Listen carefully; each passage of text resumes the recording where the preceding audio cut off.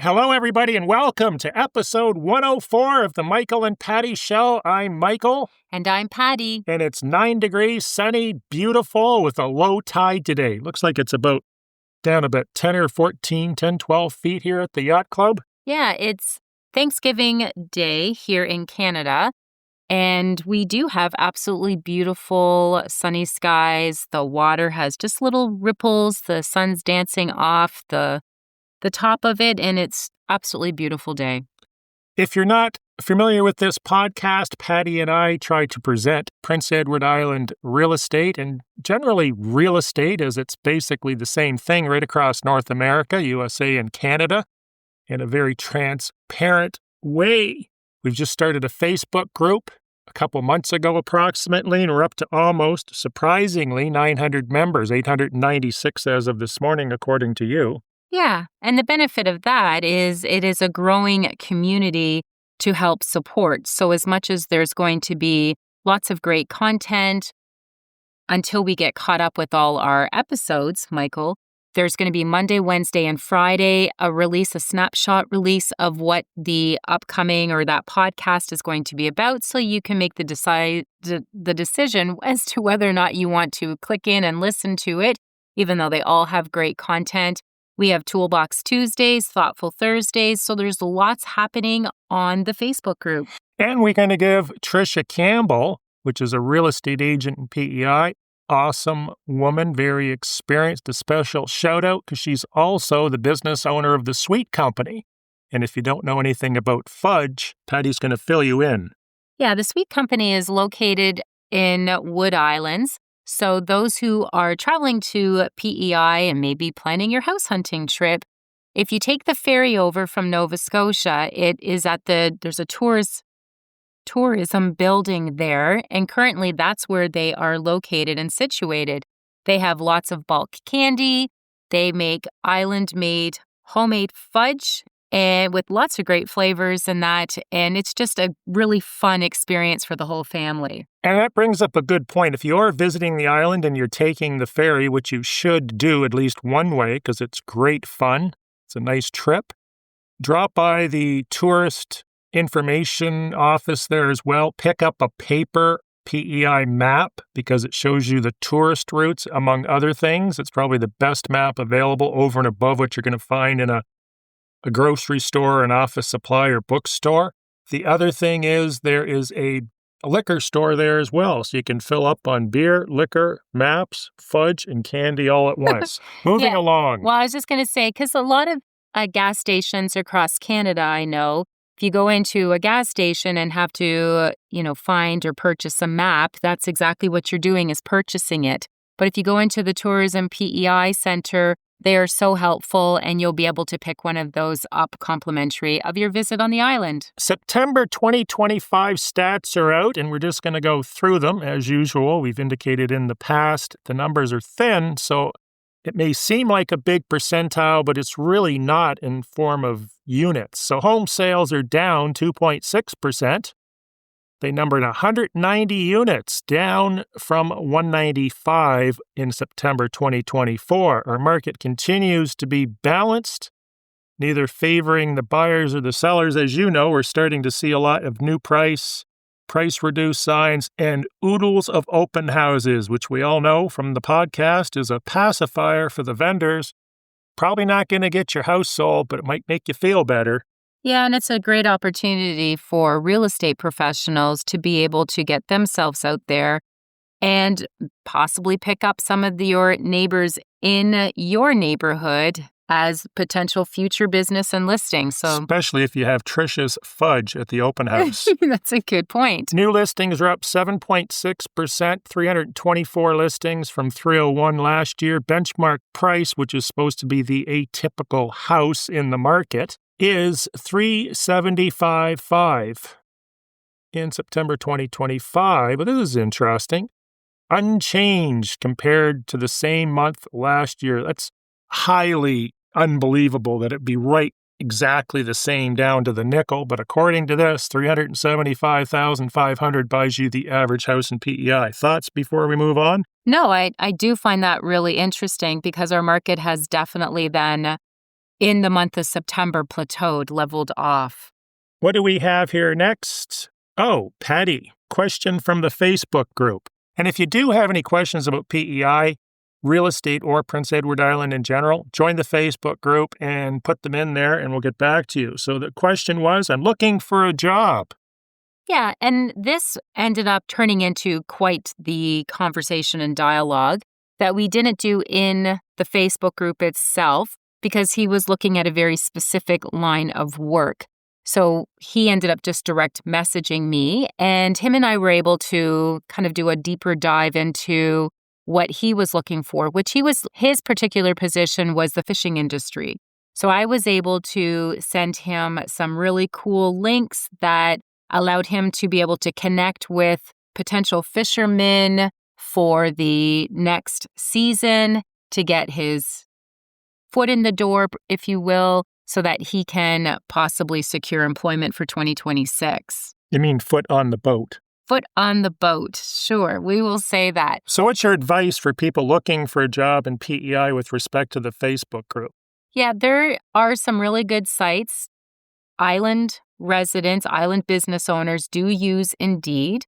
There is a PEI job search that is on the government site, which is a great source as well. We can post a few, Michael. I'll send them to you so that you can even put them in the description. Why don't you put them on the Facebook group? Yeah, I will do that. Probably on a Toolbox Tuesday, where to look for a job I'm going to put that on the list. We'll hold you to that. And another point here, if you are looking for a job or you're looking to create a business, we'll address one of those at a time, post your resume, or at least post what you're looking for, because there's always companies looking for people on the island. And if you're an entrepreneur thinking about starting up a business, it might be a good place to have a poll and see what the general response is. Not that would hinder you from starting regardless. But in any industry, any business, sometimes it's not always what you know, but who you know that allows the conversation to at least get started so that the business owner may not have been able to have crossed paths with this individual or overlooked them, only to have a little bit more of a focus on them and realize the high value. Patty, you had a customer or a client, a home seller that listed their house with another agent, and they instructed these home sellers to get out. Consider your home is sold. I have to admire their enthusiasm, as illegitimate as it is. Oh, not good advice. So if you're a seller and you are looking to sell and you're interviewing real estate agents and your realtor makes the recommendation, now unless your furniture and your home if you're a hoarder, I don't know, I still would never do this. This particular situation, what was advised, and I guess their furniture and everything complemented the color palette that they used within the home. They didn't feel they had a lot of furniture. I don't know because I've never seen it before. But they were advised to move all their furniture, move out of the house so that it could be staged because it was promised that it would generate a quicker sale. And that did not happen, Michael. And it was really unfortunate because they're deflated. They've missed out on the prime selling season. And now, they've got to come up with a plan and a possible plan for 2026. And not getting into the solution to sell this house, but it had absolutely nothing to do with moving the owners out of the house and causing it to be vacant. Yeah, it's just not something I would have ever thought a realtor would advise. Well, it's convenient. Well, for I'd sure. much rather have them out of the house because we could show it at any time. We can have other agents do like 100 open houses on it. We could have lunch there with other agents at open houses, training sessions, sure. Yes, it's not practical for the home seller. No, and it's not fair because, again, what does that mean for the seller now? Yes, they've moved out. Yes, they've been given these promises, and you should always under-promise and over-deliver. But now they're carrying two properties, regardless of the situation, whether they have oodles of money coming out of their pockets or they don't. They've got property taxes times 2, electricity times 2. whether they're paying rent and waiting because they have what's called frozen equity. Their home is in their house and they need to sell it in order to make that purchase going forward. Lots of stress and undue stress.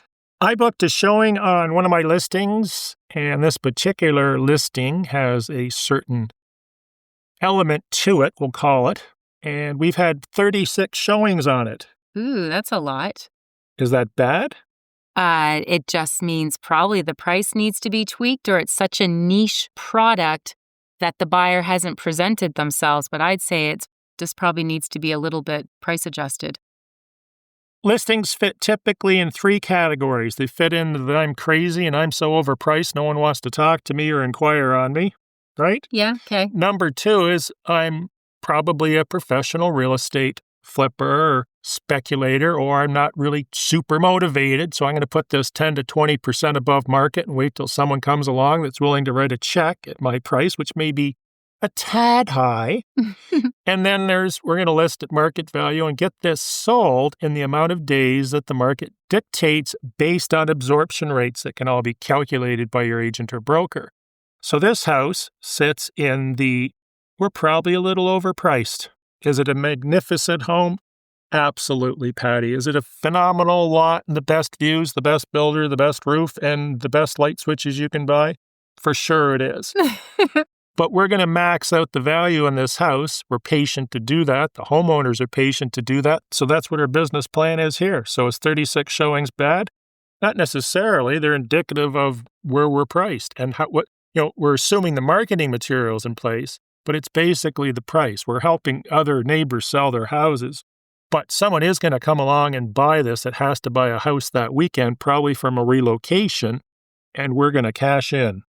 Yeah, and one of the things, Michael, and I don't know if you received this, but a buyer will use the days on market to try justifying their lowball offer. Whereas like what you're laying out here, you're confident in the price. It might be a location, it might be a bit of a unique layout or something, but it doesn't necessarily give grounds to come in and, try to lowball or... We're not getting lowball offers. No? Okay. No, we'll get her sold and we'll max the price out and it's going to take some time. So is it a bad thing? No. Is it going to take some time? Probably. Good. Why am I answering my own questions? I don't know. You did Who a great knows? job. I thought so. Tell us about annual property taxes will now appear in realtor.ca under the property summary. I don't know anything about this, but it certainly sounds like it's going to confuse the consumer. No, actually, I've had a few clients that have called, which is I'm going to end up discussing right now. They love the fact that the property taxes are now on realtor.ca, but what they presented was a really important question. And unfortunately, I wasn't able to give them a black and white answer. So this inquiry that reached out to me asked, is the property tax amount posted on realtor.ca? Because on Prince Edward Island, we receive a provincial credit or discount for our provincial portion of our property taxes when you reside here all year long. So if somebody's planting a seed in your head and saying you pay double property taxes if you're not an island resident, that's not how it works. That's not the formula in the equation. But what they asked is, were the property tax amounts posted island resident tax or non-island resident tax amount? And unfortunately, we don't have any black and white rule that says we must all post island resident tax amount or all post non-island resident tax amount. So therefore, it is up to the buyer and the buyer with the buyer's agent's assistance to be able to do your due diligence, and you've got to find out a little bit of information about the seller. Now, we don't disclose a lot of information unless the seller gives us permission to do so, but in this case, this is an important question. So you want to know, and you can ask your agent, are these island resident tax amounts or are they non-resident? And that's really easily done by pulling the tax report. And at the bottom of the tax report, it will say provincial credit amount. And as long as it's not between January and April, it will have an amount there. And if it's a zero, it's because it they're getting taxed at a non-island resident tax amount. But if there is a number there that they're getting a credit for or a discount amount for, then that will be how you'd be able to indicate. But it was a really good question, and there's no black and white, so you're going to have to do your due diligence and find out. So you're going to request the tax report, which comes off the GeoLink system that your agent can provide to you, or you can subscribe to yourself. The other statement I will make is if you buy a house and you're being taxed at an assessment value, saying the house is worth $200,000 and you buy it for $650,000, your taxes are going to probably change. So the tax amount on realtor.ca is kind of irrelevant and misleading. Well, for sure, absolutely, because our properties only reassess, or the province only reassesses property taxes when it conveys or at conveyance. So there will be an adjustment, and there is pay attention to the agreement of purchase and sale. This isn't a software app where you scroll all the way to the bottom and say, I agree. You need to know what clauses are in there. There is a clause that says that the property tax amount that is currently in place, the province reserves the right to do an adjustment, just to give you a heads up. So, because we've ran into situations, especially after COVID, when we had such a mass migration of people moving from across Canada to PEI, and they were upset when they received their first tax report. And property taxes are a political thing too, and politicians like to use them to get votes. And it's so bad that at one point in PEI and other provinces where they would freeze property taxes in order to get votes. And it's the same thing. You're not going to see the tax department say, hey, values have gone up by 130%, so congratulations, your taxes have doubled, because whatever party was in was probably going to get voted out without getting into a big political debate. But there's a lot of politics tied to property taxes as well, and they are not, in a lot of cases, indicative of true market value. Would you agree? Correct. Next topic. You're selling your house. You're super excited. The agents have kicked you out of it because it's going to be sold right away, as per our previous subject.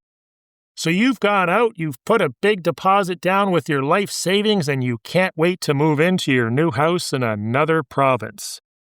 Is this a good thing to do? No. Probably not. And flipping that on the other side, you are all excited, you're moving from another province, you tie up another seller's home, because this was your. Well, they're not tying it up. They've made their offer unconditional. They have put their deposit down. There's no conditions. Oh, I didn't know there was no conditions. So if there's no conditions, well, let's hope they have. If they have the funds in their, they have no funds. They're totally relying. They got frozen equity in their house. They're relying on this house to sell, and the agent said it would sell right away. So don't do this. Unless you have contracts in place with sizable, non-refundable deposits, I would not be buying another house contingent on my house selling. I would possibly do it with a certain high understanding if there is a large risk that one house or another isn't going to close, and keep this in mind. Does that make sense? Yeah, and we just spoke, Michael. We had a meeting with a mortgage broker a couple days ago, and he advises always put in a finance condition. And unless you can pay cash. Yeah, unless you have cash and you can write the check. But always recommends that a person puts in a finance condition within your contract, because some people will rely on their finance condition for, instead of putting in sale of buyer's property, to try to convince the seller to accept the price that, they've paid. Because again, most realtors will end up advising you, if you're a listing agent and you're presenting an offer and it has a condition subject to the sale of the buyer's property, I always say to the sellers, beware, because the buyer, which is where I was going previously, Michael, on this, may seem like they're all excited and they got full intentions of and plans to move to this new community, or in our case, move to Prince Edward Island, only to tie the house up for, almost 3 months and then change their plans. So please know this stuff does happen. And now you just missed out on the prime selling season and you're back to the drawing board. And this is a topic for the future, but I think a lot of buyers get overconfident because they go to a lender, may it be a bank or mortgage broker, and they either get qualified or they get a formal approval from a lender, and they think that's as good as cash, when in fact it's not, because there's no 100% guarantee, because that lender's buying the property, and they may or may not even like it. In the case of PEI, it could be something in a community that they don't want to touch. Maybe they only want houses in, the mortgage broker mentioned, cities over 10,000 people. So unless you have a check to cut for that house, do not remove that finance clause. Moving along, unless you have any final comment on that? And I mean, it is for a future topic that we'll discuss further, Michael. But just because you have you're pre-qualified or you have a pre-approval, there are a lot of additional caveats to your approval that you may not have even considered, or the mortgage broker, because it's just, there's a lot of information that I know we as real estate professionals have and sometimes take for granted and dump on our clients. And the same with mortgage brokers. They try to walk you through. You don't assume that means it's a blanket approval for any house anywhere on PEI.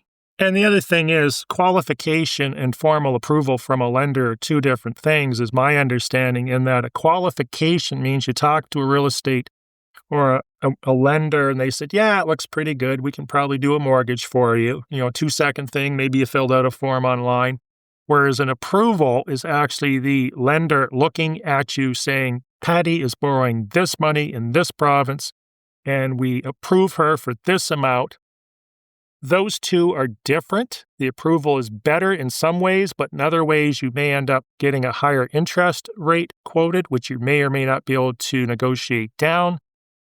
But that would basically be the difference, correct? Yeah. So and you're absolutely right. Just to get pre-qualified, you're just giving light numbers. An approval, you're actually getting into your ratios. And they go through every little scrap piece of paper and income and notice of assessments, and the questions will go on and on and on. Yes. Just like this topic. Moving along. Okay. One of the things and it's a good thing, Michael, we don't come across this very often in our industry, and that we're not anyone across North America. We are not supposed to or allowed to do this based on our code of ethics that we have agreed to adhere to. But bad-mouthing other real estate brokerages, it's not professional. It doesn't make you look professional by doing it. It doesn't make our industry look good. And again, like I said, it doesn't make you look good as a professional if you're stomping on your competition.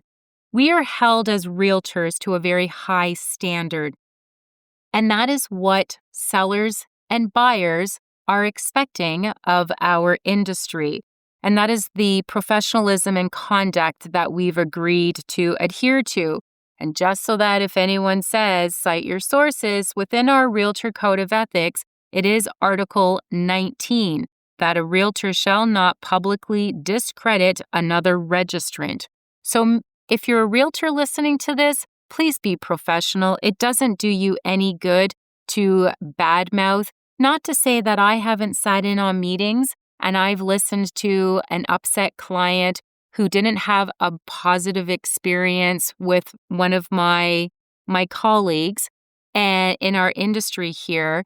And the position that I take is I just apologize on behalf of my industry. Let's see what we can do today to start making this better for you. And of course, the one thing you never hear is the other agent's story either. Yes. You're only hearing half of it, but you're not hearing the whole story. And it wouldn't even matter. You just, as a realtor, we don't add our input. We receive the information, kind of like a therapist. Therapists, they help guide and coach you to figure out the decisions and what you're supposed to be doing yourself. Realtors, we are not supposed to sit there, crack open a beer or a glass of wine or something and decide this is going to be a dump fest where we're going to just badmouth one another. It looks so bad on our industry. So please I just take the high road. I apologize. I don't know the other realtors' side. I will get to know this client as we go through the process. And maybe there was a reason that the relationship dissolved, and maybe sometimes, but it's a small percentage.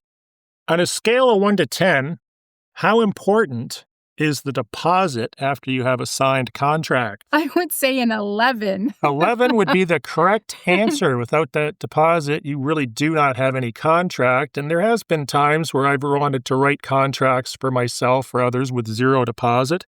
And the lawyers will tell you, you need something to bind it, even if it's $20. I am religious about finding that deposit the second that contract is signed. I want to see it sent in, or I want to have it in my hand. I want a receipt from my office that it's in a trust account. It's very, very important that that deposit is received, because there has been situations where people have sold their houses, moving truck has left, they have an open house, they go to the lawyer, and the purchaser says, "Meh, changed your mind, we're not closing. You don't have our deposit because the agent never looked for it. So we're washing our hands and have a good day, and there's nothing they can do about it." And they walk away. They walk away into the sunset like an old Western movie. Yes. Who's responsible, Michael, to make sure that the deposit has been received? You say that you're very diligent, assuming whether you're on the buying and the selling side, but just a little bit more information. I'm not sure you could hold any particular party hostage, but I would probably say ultimately at the end of the day, the brokerage would be responsible for having those monies in the trust account within the allotted amount of time indicated on the contract, which is typically done in hours, which you usually see 48 or 72 hours there. Yes, absolutely. So what I'm going to say is I feel the responsibility lies on both brokerages. The buyer's agent should be following up with their buyer and getting a screenshot or some kind of confirmation and proof that that deposit has been sent. And then the buyer's agent should follow up with the listing agent to confirm, did your brokerage receive it? If you're working with a realtor, a buyer's agent that might not be very trained and just assumes all this stuff happens seamlessly and magically behind the scenes, and they don't have to worry about it because they don't have the systems and processes in place yet. As a listing agent, you need to be following up with your brokerage and with the buyer's agent as well to make sure, did you receive it? Why? Because we are representing clients, and we don't want to have the seller, like you said in your example, Michael, fast forward to closing date, there was never a binded contract. So therefore, the buyer can't be held to it. And if you're a buyer and you pass your time period because your agent wasn't on top of it, you got working, you were just all excited, you secured the contract, and you were to have that deposit in by hour 48 and hour 50, that seller receives a much more attractive offer. Guess what? That seller does have the legal right to accept that second offer that comes in. So you don't want to drop the ball. All four parties need to be on top of it. One thing I do is when I send the file in, and I send my own files in, I don't third party it out because I want to see what's in the file. I want to know when it was sent in.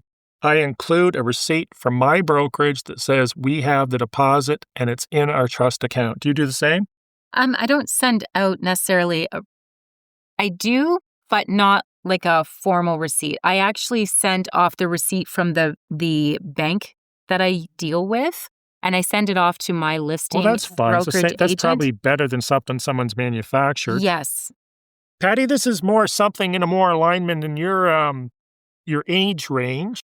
Tell us about the program for seniors on the island. Yeah, there's some great seniors So programs. you're admitting that I'm this is in not your... a senior. I think, Michael, you're a little older than I am, but we're not going to get into that. So there really are, if you find yourself, you're living on Prince Edward Island, you moved here during COVID, or you just happen to, this is your retirement place and you're in your senior years and you're feeling a little isolated and lonely, please know that the province has such amazing programs in place. You can have a scheduled volunteer to come to your home once a week for an hour or however much time you both agree to. to just sit with you, help you do errands, play some games, help you if you got some home projects and you're just looking for someone to bounce some ideas off. They'll even have programs where someone will call you once a week to check in on you and make sure that you're okay. There's lots of other groups and clubs that you can join. There's walking clubs. In the winter months here, there are walking tracks. Summerside's Credit Union Place has one. There's ones in Stratford. I know lots of seniors that even walk the mall and stuff. So there's lots of groups and organizations. Speaking of a different age range, is with regards to affordable secondary school programs here on Prince Edward Island. The University of Prince Edward Island is probably the most affordable university for secondary education anywhere in Canada. They offer so many bursaries and grants and programs, and they love watching their island children grow, develop into these productive members. Hopefully they stay on Prince Edward Island because our youth, that generation, has so much value, so much to offer. And actually, Gen Zs are just such a cool group of individuals. I happen to have an 18-year-old son who's currently enrolled at UPEI, and I just can't say enough about the school and how good they are to work with. And there's also Holland College, which has some great programs here. Summerside, as well as Charlottetown, are some of the locations. No shortage if you're a family looking to move to Prince Edward Island, which is what was said to me many years ago when I moved to PEI 16 plus years ago, that don't move to PEI. People only go there to retire. And when they're in their latter years of their life, you're compromising your children's future and their education. I am telling you that is so far from the truth. Our children here are so well looked after and protected, and there's great programs from little ones all the way to university secondary school programs. It's a great province. It is. Moving along to garages and the ever-shrinking versions thereof, have you noticed how garages seem to be getting smaller and smaller and smaller? Yeah, just to say they have one. And there's lawsuits happening all across North America where builders are indicated that there'd be a double-car garage bolted onto your house only to find out that the only car you're ever going to get in there is either a toy one or a smart car. Because in addition to the fact that the garage is too small for any normal vehicle, they've also been putting water heaters, central vac units, air recirculation pumps, you name it, at the back of the garage. So now it might be wide enough barely, but now you can't back into it. So if you are going to buy a house that you think you can put your vehicles into, you may want to measure it. Yeah, so buyer beware, because a lot of homes, especially like the retirees, they're looking to downsize. They end up getting a house on a slab. They're trying to save space. They don't want to deal with basements. Just know, as much as either the items are sitting loose in your garage, like off to the corner side, or they're just designating and creating a room, your utility room is off of the garage, that you are losing at least one of the garage bays and you only have parking for one vehicle. So if you're a buyer and you're looking to purchase something sight unseen on PEI, I would be asking your realtor hopefully you're doing a video showing at the very least, can you measure the amount of space available for me to park my vehicle? Might be good to know what the length of your vehicle and width is so that you can make the determination if you actually do indeed end up having a double car garage or if it's just a 1.5 with a lot of space around it. Because, of course, the other thing they'll do, whether the garage is bolted onto the house or part of it or detached, is they'll measure the outside of the garage. But they're not accounting for the workbench that's there, the furnace, the heat pump, whatever there might be inside that would preclude you from putting a vehicle inside. Yeah, and just on that, because I just had this 2 days ago, Michael, the garage is not, because it doesn't have technically living space in it, and the utility room is not living space. What if there's a cot there? A garage should not as per the way we do our measurements on Prince Edward Island, be included in the total square footage of a home. Can't just toss a sleeping blanket in there? No, it's not to be included in the total calculation of the living space. Have you ever received these texts from other agents that have 25 questions, which may or may not be very legitimate, or they could probably answer the vast majority of them by themselves? I would say your answer is yes. I have completely received unfiltered, unscreened lists You of just questions. stole my word. What is it? Filter Oh, the texts going to the listing agent. Some of the questions you get are just mind-blowing, and it's just stuff that agents should say, well, that's something maybe we can, investigate further, or we'll see when you view the house in person. But some of the questions are, is there a garage door opener? okay, that seems silly. Is there a battery on the sump pump? What is the water pressure at the wellhead? Is the oil tank insurable? Now, there's an open question. Insurable by whom? So they send you all these questions, and then what I had, which I thought I was in grade 4, well, if you don't answer these questions, we're just going to look at other houses. Isn't that just in the best interest of servicing the purchaser?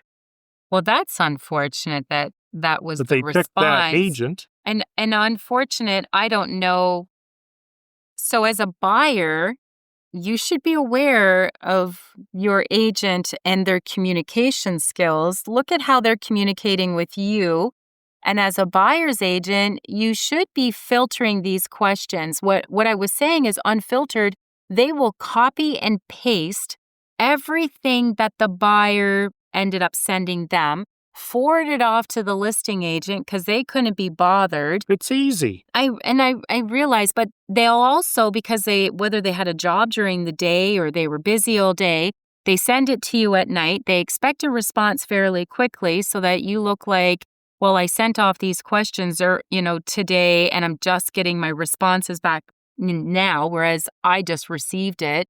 Also to assume that I have time to sit there and go through, I've had them like 26, 30 questions, Michael, and a lot of them should have been answered by their representing agent, maybe 2 or 3 I could ask my seller, but I'm not going to bother my seller, which is why they've hired me. I'll do my due diligence as a listing agent, and a buyer's agent needs to do theirs, and also not sit there and have a little bit of a cheeky attitude.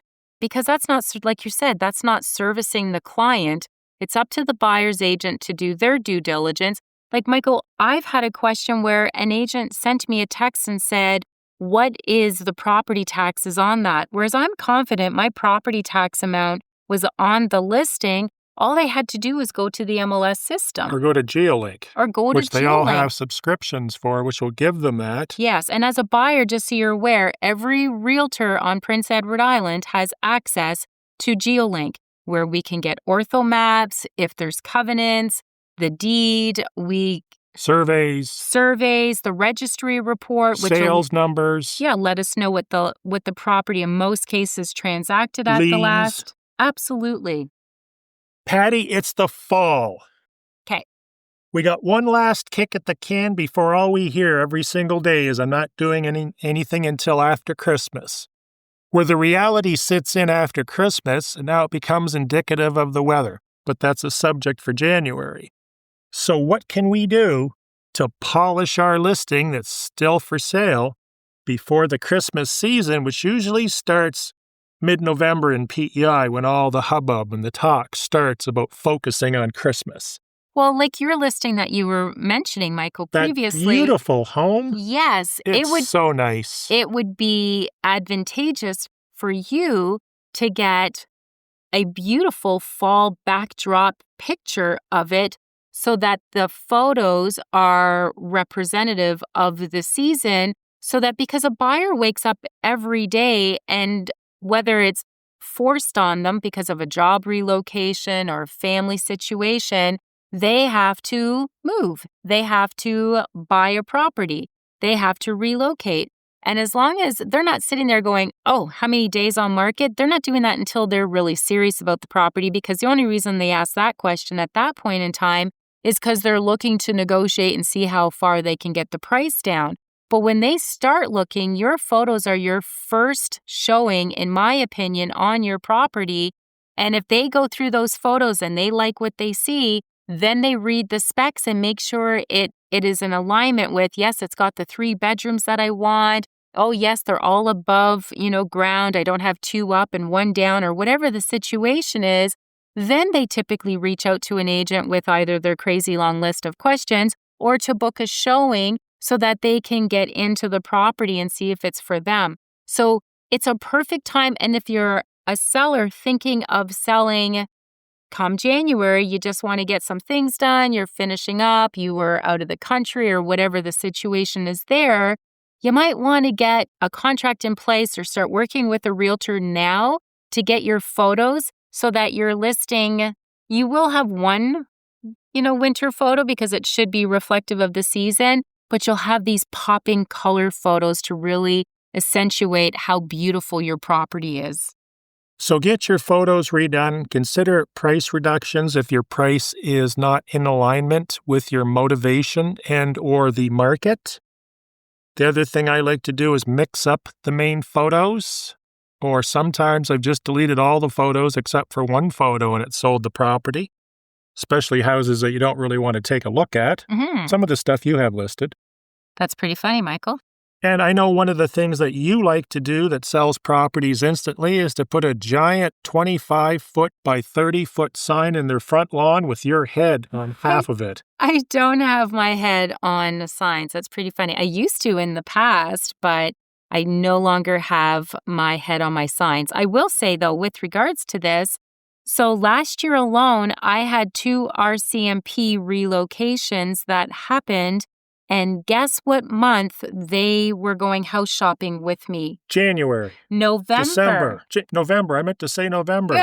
Which you didn't. So November, they did their house hunting trip so that they could close, in January, preferably before you're in the dead of winter here. One was closing the 3rd week of January. The other one ended up having to close middle of February. Both those buyers did their house hunting trip in November. So if you're a seller and you're thinking, well, my listing's stale, or I'm going to take it off because I need a break because this has been too stressful, or no one buys during the winter months, we'll just bring it on in the spring. Just know you're doing yourself a disservice. Well, we're focusing on Christmas and we don't want to have showings during Christmas. Yeah, absolutely. You're going to get fewer showings during the winter months. Yes, that is true, because you're only getting serious buyers typically during the winter months versus the summer. You're getting those tourists that want to know, hey, I wonder how far my dollar would go on PEI if we ever decided to move here. So it feels great. You're getting lots of activity, but a lot of times you're getting tire kickers. You don't tend to get tire kickers during the winter season. A person decides to buy a house. They love it. It's so cheap compared to what they've seen in Toronto, Montreal, Edmonton, where else? Victoria. So they buy it for $850,000. They're laughing all the way to picking up their key until such time they find out that those homeowners that sold it to them paid $345 just 2 years before. And chances are their house is not worth $850 in this market. Now, they were dealing with the listing agent. So the listing agent did not have a legal obligation to provide buyer agent services. In other words, they weren't representing the buyer. They really weren't representing the seller. They're sort of just there as a facilitator, a message delivery system. So the purchaser's agent, which was also representing the home sellers, which was going to double their commission on this particular deal because they're handling both ends, neglected to mention that the current owners paid $345, they're asking $850, and the purchasers never asked for a history of house sales to see what the current owners paid for the house. The moral of the story is, if you're looking at a house, let's just say it's $850, it takes 2 seconds to get a history of the MLS a printout of the registry, and if there's nothing in either one of those, you can even call the tax department, give them the PID number, and they should have or may have the previous sale price and when it happened as well. But it's not realistic to think that a house that someone paid $345 for is worth $850 2 years later, typically under normal circumstances. Absolutely. And one of the things that I was going to end up saying is if you have a custom collaboration site because you have your own buyer's representative working on your behalf, the custom collaboration site will give you the full history of that property. You'll be able to look through previous listing pictures on there. So high value to have your own buyer's agent representative to protect you and to make sure that, do you need a reverse CMA? Am I purchasing the property at fair market value? And if you are okay paying a little more because you plan to stay there for 10 years and the market will eventually reach your purchase price, hopefully, as long as you're making an informed purchase and that you're not blindly going in, and then 2 years from now, you end up in a situation, unfortunately, where you might be getting a separation or a divorce, or you have no choice. Your work is moving you across the country and they'll only reimburse you a certain percentage of your loss. And now you're the one left holding the cards and taking the hit. So you need to be mindful. You need to have your own buyer's agent to represent, because like you say, Michael, the listing agent, who are they representing? At the beginning of this whole encounter and interaction, they already had a signed contract agreement with the seller that they've agreed to represent. So their fiduciary obligation and responsibility was to the seller. You show up on scene as a buyer and think that this listing agent is just going to sing like a canary and protect you, whereas that's not the way the situation works. Plus, there's a monetary bias because they're going to double their commission, which is why double ending is illegal in certain states and provinces. And I agree with that 100%. And a lot of times, if there's any conflict at all, I will not represent the buyer. Patty, We're going to give a homeowner's tip, and then we're going to allow you to give us some final notes. So the homeowner's tip for this week is your oven handle is not a towel rack. That's your tip. Well, I'll even give you a second free tip. Okay. Your fridge is not a storage place for fridge magnets. But some people like their fridge magnets. Which is why they should invent fridges that are made out of aluminum. Oh, that's pretty funny. But a lot of moms and dads, they have their mom calendar on there or their dad calendar to let them know. Well, if you're living there and it's your house, then fine. If you are not going to be staying and you've decided to move, that a home tip, I would say then yes, pack all your magnets up and don't store. Usually towels are kind of tacky colors anyways, so you don't need them. They don't accent or dress up or stage the stove. They just need to go. So that's good. Thanks for listening to another episode of the Michael and Patty Show, otherwise known as MAPS. PEI's podcast that helps guide and navigate you through the buying and selling of PEI real estate, and just a little bit of fun facts about Prince Edward Island as well. We appreciate each and every one of you for downloading and listening to our episodes, and those who are joining the Facebook group, which there also is a LinkedIn. I haven't yet gone in and really started creating a lot of content for that, so that's on my list of things to do. But please check them both out. And if you have any questions or comments about PEI real estate, Prince Edward Island in general, post them in the Facebook, LinkedIn group, message us directly. Be sure to subscribe, follow, give us some feedback, a 5-star rating, and have a great day. Have a great day.